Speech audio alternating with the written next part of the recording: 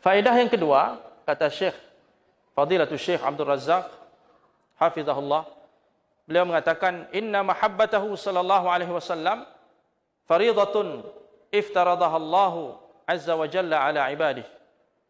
Sesungguhnya mencintai Nabi sallallahu alaihi wasallam merupakan salah satu kewajiban yang diwajibkan oleh Allah kepada hamba-hambanya. Jadi apa hukum kita mencintai Rasulullah? Hukumnya adalah wajib, fardu, wajib kita mencintai Nabi sallallahu alaihi wasallam. Jadi kita beriman kepada Rasulullah disertai dengan cinta. Bukan keterpaksaan, tapi karena cinta. Cinta kita kepada Nabi. Iman itu harus ada mahabbahnya, baru indah iman itu. Harus ada cintanya, itu baru indah. Bal innahu yajib an tuqaddam mahabbatuhu ala mahabbatil walidi wal waladi wan nasi ajma'in. Bahkan kewajiban mencintai Rasulullah itu melebihi kewajiban mencintai ayah, anak dan semua manusia yang ada. Maksudnya cinta kepada Rasulullah harus didahulukan dari cinta kepada yang lain. Baik kepada ayah, orang tua, kepada anak, cucu dan sebagainya, maupun kepada manusia lainnya. Cinta Rasulullah harus berada di atas segala-galanya. Nah, itu baru kita dikatakan sebagai mukmin sejati, mencintai Rasulullah melebihi dari yang lainnya, mengutamakan Rasulullah melebihi dari yang lainnya. Kalau seandainya Rasulullah ditangkap, kita berani menebus dengan diri kita.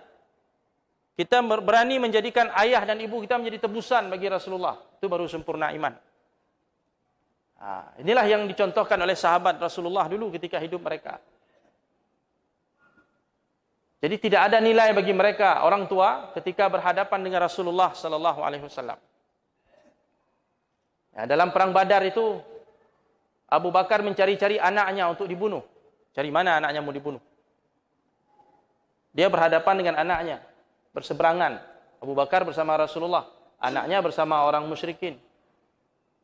Jadi pada waktu itu para sahabat berhadapan dengan orang tuanya, dengan anaknya, demi membela Rasulullah sallallahu alaihi wasallam. Keponakan menebaskan pedang kepada pamannya demi membela Rasulullah.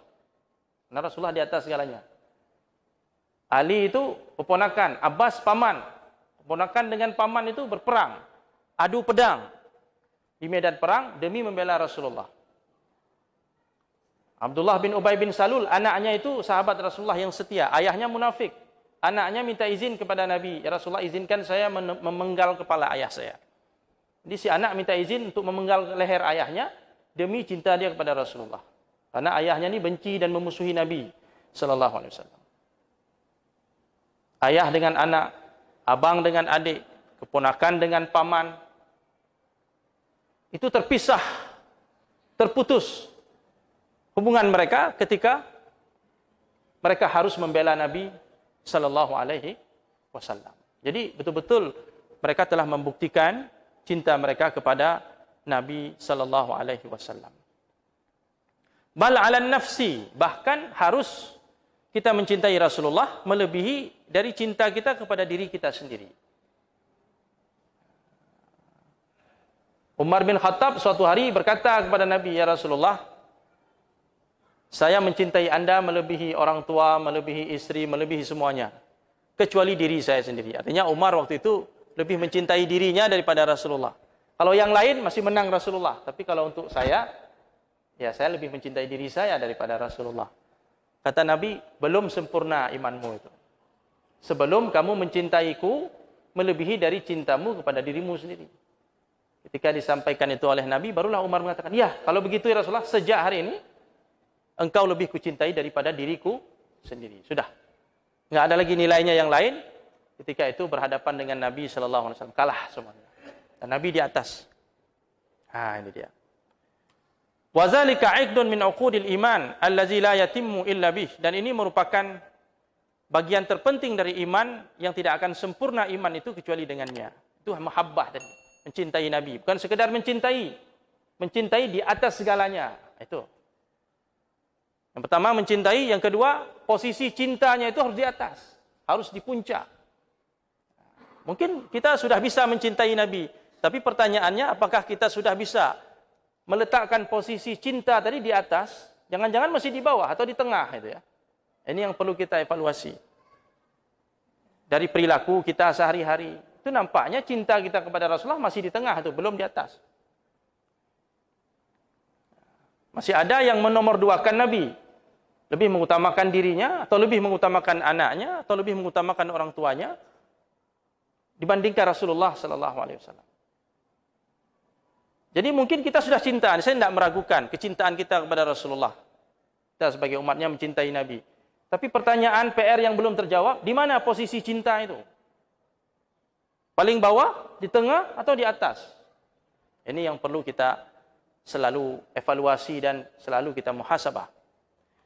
Hadirin yang dirahmati Allah Subhanahu wa taala, wala raiba anna ma'rifatahu sallallahu alaihi wasallam wa ma'rifata syama'ilihi wa khisalihi tazidul qalba hubban lah wa ta'ziman wa ijlalan. Dan tidak diragukan lagi bahwasanya mengenal Rasulullah sallallahu alaihi wasallam dan mengenal syama'ilnya, sifat-sifat beliau, kepribadiannya, itu akan menambahkan rasa cinta di hati kita kepada Nabi dan rasa ta'zim dan ijlal. Penghormatan kita kepada Rasulullah itu akan semakin bertambah, akan semakin tinggi. Ta'zim kita kepada Rasulullah sallallahu alaihi wasallam. Ya, sebagaimana ta'zimnya sahabat Nabi sallallahu alaihi wasallam kepada beliau. Ta'zim yang luar biasa. Ya, jadi kita perlu belajar dari para sahabat. Nanti akan ada riwayat-riwayatnya bagaimana sahabat memuliakan Rasulullah sallallahu alaihi wasallam. Itu kalau Rasulullah sedang ngomong, Pak, itu sahabat mendengar ucapan Rasulullah seolah-olah di kepala mereka ada burung yang sedang bertengger. Kita kalau hinggap burung di kepala, supaya burung itu jangan lari, terbang, pasti kita akan menjaga tidak sedikit pun kepala ini atau tubuh ini bergerak. Begitulah ketika mereka mendengar Rasulullah SAW menyampaikan sesuatu. Tidak berani mereka meninggikan suara mereka di atas suara Rasulullah SAW. Adab mereka di Rasulullah. Kenapa muncul adab yang sedemikian rupa? Karena tadi ma'rifah, mahabbah tadi. Karena mereka kenal siapa Rasulullah itu. Jadi betul-betul dijaga akhlak dengan Nabi sallallahu alaihi wasallam. Wa ma'rifatan liqadrihi al-'azim wa makanatihi al-'aliyah. Bertambah kita kenal kepada Rasulullah dan nilainya yang agung di sisi Allah, kedudukannya yang paling mulia. Disebutkan oleh Ibnul Qayyim rahimahullah, al-'abdu kullama aktsara min zikril mahbub wa istihdarihi fi qalbi wa istihdari mahasinihi wa ma'anihi al-jalibah li hubbihi tadha'afa hubbuhu lah wa tazayada syauquhu ilaihi. Seorang hamba, seorang manusia, ketika dia semakin banyak dia mengingat orang yang dikasihinya, kemudian semakin banyak dia mengenang kebaikan-kebaikannya, sifat-sifatnya yang baik, yang mulia, maka akan bertambah cintanya kepada orang yang dicintainya itu dan akan bertambah rindu kepadanya. Jadi begitu juga kita, semakin kita mempelajari tentang Rasulullah, sifat-sifatnya yang mulia, kita akan bertambah rindu kepada beliau. Cinta kepada Nabi dan rindu kepada Nabi sallallahu alaihi wasallam. Rindu ingin bertemu Nabi, ingin bersama Nabi. Dan kita tidak mungkin bersama Nabi kalau tidak mengikuti Nabi sallallahu alaihi wasallam. Jadi cinta kita, rindu kita itu akan membuat kita menjadi lebih baik. Akan membuat pribadi kita menjadi lebih baik. Karena kita sadar diri bagaimana kita bisa bersama Rasulullah sementara perilaku kita sangat jauh dari sunnah Rasulullah sallallahu alaihi wasallam. Jadi cinta ini akan membuat kita menjadi lebih baik.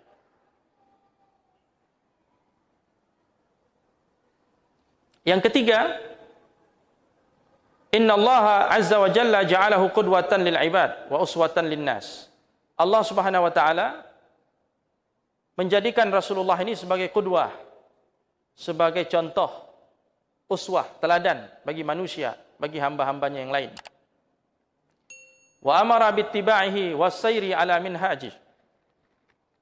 Kemudian Allah Subhanahu wa taala memerintahkan kita mengikuti Rasulullah dan berjalan di atas jalan Nabi sallallahu alaihi wasallam. Bal huwal imamul a'zam. Rasulullah ini adalah imam yang paling besar, imam yang paling agung, wal qudwatul akmal. Suri teladan yang paling sempurna. Suri teladan yang paling sempurna. Ada teladan-teladan lain, banyak sahabat itu teladan juga, teladan kita. Tapi sahabat ini kadang-kadang ada satu dua perkara yang kita tidak bisa ikut. Kesilapan-kesilapan kesalahannya kita tidak ikut. Tapi yang paling sempurna untuk kita ikuti adalah al-qudwatul akmal, yaitu Nabi sallallahu alaihi wasallam. Allah Subhanahu wa taala berfirman dalam surah Al-Ahzab ayat 21, "Laqad kana lakum fi Rasulillahi uswatun hasanah liman kana yarjullaha wal yawmal akhir wa dzakarallaha katsira." Sungguh telah ada bagi kalian semua pada diri Rasulullah sallallahu alaihi wasallam itu teladan yang baik, contoh teladan yang baik. Bagi siapa? Liman kana yarjullah, bagi orang yang mengharapkan keridhaan Allah dan kebahagiaan hari akhirat. Wa dzakarallaha katsira, dan dia banyak mengingat dan menyebut-nyebut Allah Subhanahu wa taala. Kemudian dalam surah yang lain Allah berfirman, "Wa ma atakumur rasulu fakhudhuhu wa ma nahakum anhu fantahu."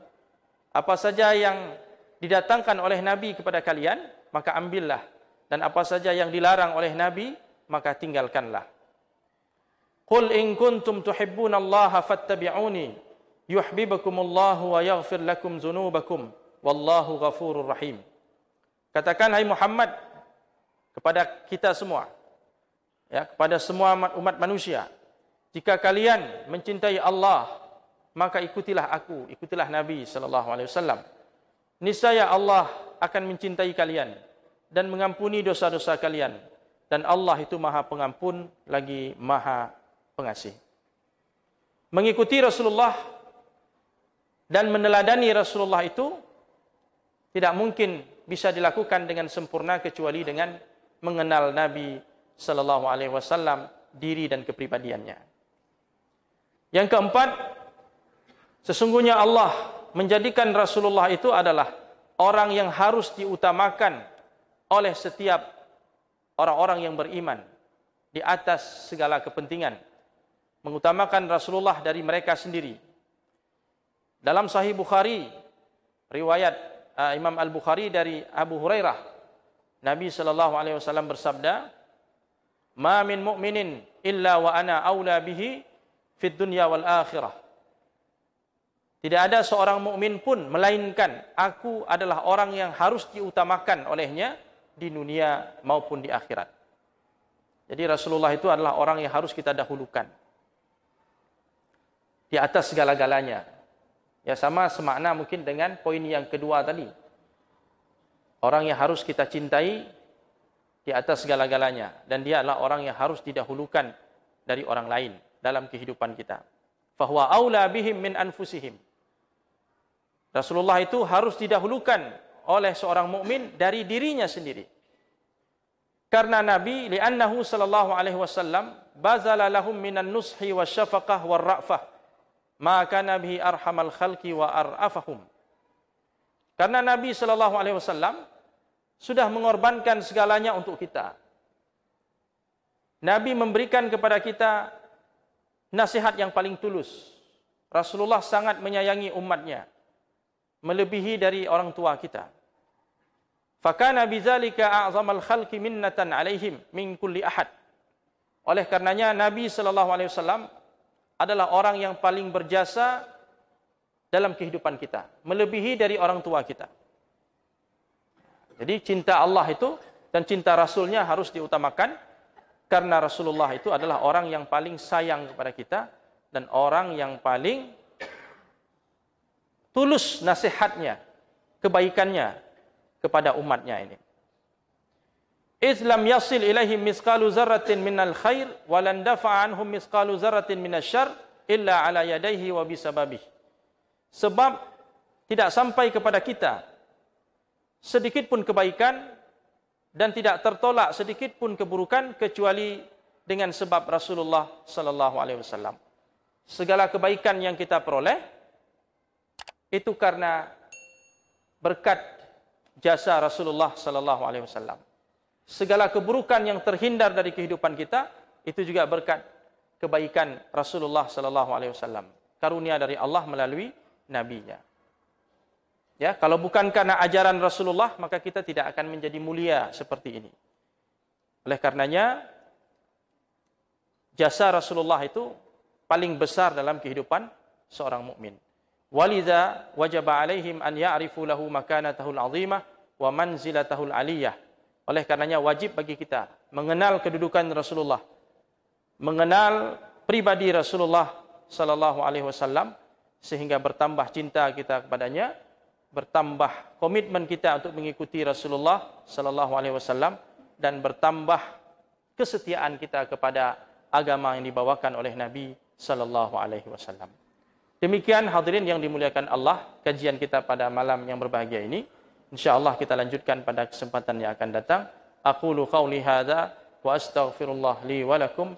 Subhanakallahumma wa bihamdik asyhadu an la ilaha illa anta nastaghfiruka wa natubu ilaik. Assalamualaikum warahmatullahi wabarakatuh.